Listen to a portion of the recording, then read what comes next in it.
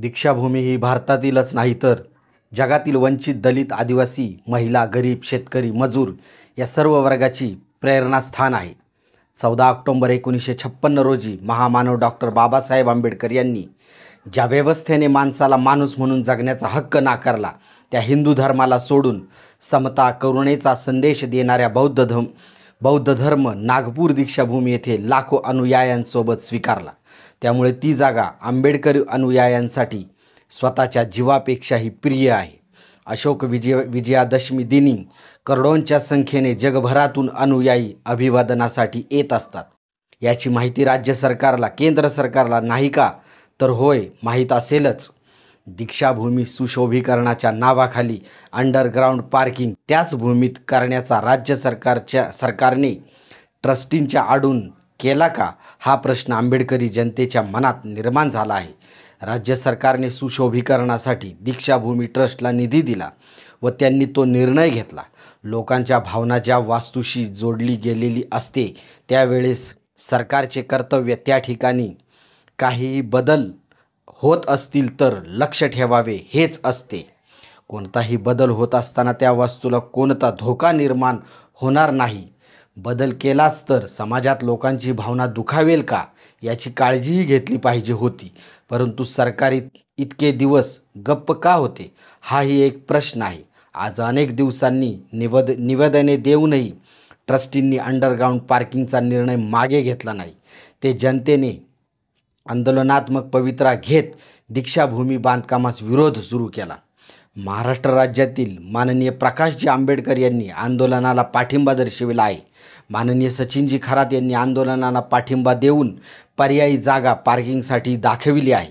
जितेंद्र आव्हाड, नितीन राऊत, नाना पटोले, आदित्य ठाकरे यांच्या निषेधात्मक प्रतिक्रिया येऊ लागल्या. लगेच गृहमंत्री देवेंद्र फडणवीस यांनी कामाला स्थगिती जाहीर केली. यातून हेच स्पष्ट होत आहे, आजही दलित समाजाला न्यायासाठी रस्त्यावर यावेच लागत आहे. जेव्हा हा विषय इलेक्ट्रॉनिक मीडियात येतो, फडणवीस कोणताही विलंब न लावता स्थगिती देतात. तर एवढ्या दिवस ते गप्प का होते? का त्यांना या सदर बांधकामाची माहिती नव्हती का? तर ती नक्कीच असेल. स्वतः फडणवीस नागपुरातून येतात. ते नेहमी दीक्षाभूमीवर अभिवादनास जातात. त्यावेळेस त्यांना चालू असलेले बांधकाम दिसतच असेल. कोणीही सरकार असो, महामानव डॉक्टर बाबासाहेब आंबेडकर या संदर्भात कोणत्याही विषयात डोळेझाक करू नका.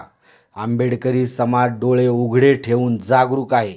तो कधीही बाबासाहेब आंबेडकर यांच्यासाठी मरण्यासही तयार आहे, हे सरकारने लक्षात ठेवावे.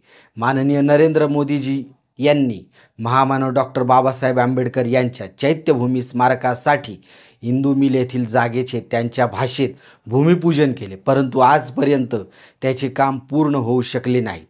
त्यांच्या मागून सुरू झालेले हैदराबाद येथील बाबासाहेब आंबेडकर स्मारकाचे उद्घाटनही झाले. आंध्र प्रदेश सरकारने स्मारकाचे काम पूर्ण करून उद्घाटनही केले, परंतु इंदू मिलचे काम अद्याप 50% वर गेले नाही. हेही आंबेडकरी जनता पाहत आहे. संसदेचे काम मागून सुरू होऊन पूर्ण होते. ही वास्तू काही कमी उंचीची, लांबीची नव्हती, तरीही पूर्ण होते.